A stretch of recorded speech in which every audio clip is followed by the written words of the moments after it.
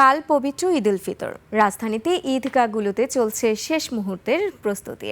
জাতীয় ঈদগাহে চলছে শেষ মুহূর্তের ধোয়া মোছার কাজ। নিরাপত্তা নিশ্চিতে সতর্ক আইন শৃঙ্খলা বাহিনী। তবে ঈদের নামাজের সময় শঙ্কা আছে বৃষ্টির। শুক্রবার বৃষ্টিতে অনেক ঈদগাহ মাঠের কমিটি আর কর্মীরা পড়েছেন বিপাকে। সাদাত হাবিবি সেতুর রিপোর্ট।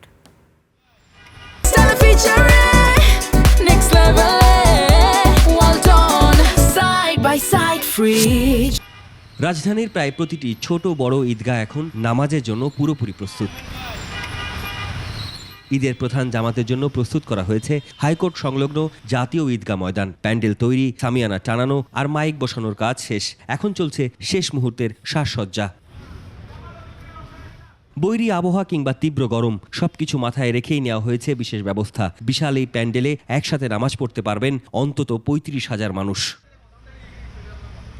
মুসল্লিদের ঈদের জামাত নির্বিঘ্ন করতে বালি ফেলে সমান করা হচ্ছে আগারগাঁওয়ের পুরাতন বাণিজ্য মেলার মাঠ। অজুর পানির পাশাপাশি রাখা হয়েছে ভ্রাম্যমাণ শৌচাগারও। নারীদের জন্য রাখা হয়েছে আলাদা প্রবেশপথ ও নামাজের জায়গা। এর বাইরে ঢাকায় সংসদের দক্ষিণ প্লাজা, বাইতুল মোকাররম জাতীয় মসজিদ, ঢাকা বিশ্ববিদ্যালয়ের কেন্দ্রীয় মসজিদ, বসুন্ধরা আবাসিক এলাকার ৩টি মসজিদে নারীদের জন্য ঈদের জামাতের ব্যবস্থা রাখা হয়েছে। এছাড়া যেসব মসজিদে নারীরা নিয়মিত নামাজ আদায় করতে পারেন সেসব মসজিদে নারীরা ঈদের নামাজও পড়তে পারবেন। তবে ঈদের দিন সকালে বৃষ্টির পূর্বাভাস আবহাওয়া অফিসের। ঈদের দিনে আমাদের দুঃখের সাথে জানাতে হচ্ছে যে ওদিনে বৃষ্টির সম্ভাবনা রয়েছে। তো সকালবেলায় যেটা জানতে চেয়েছেন, সকালের দিকেও বৃষ্টি মানে দেখা যাচ্ছে, যেটা মানে মডেলে বা আমাদের চার্টে যেটা বলে। তবে এটা স্পেসিফিকভাবে বলা যাবে না যে ঠিক ওই টাইমই হবে। তবে সকালেও বৃষ্টি হতে পারে, তবে বিকালেও হওয়ার সম্ভাবনা রয়েছে। এদিকে শুক্রবার দুপুরে বৃষ্টিতে ঢাকার বেশ কয়েকটি ঈদগাহ ময়দানের এমন ছিন্ন ভিন্ন দশা। মূলত বৃষ্টির জন্য আলাদা সুরক্ষা না রাখায় এমন হাল।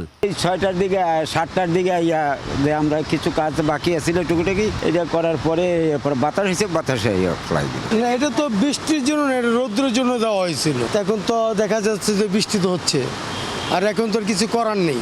এবছর ঢাকা জুড়ে প্রায় ১৭২০টি ঈদ জামাতের ১২১টি ঈদগাহে ও ১৫৯৯টি মসজিদে অনুষ্ঠিত হবার কথা।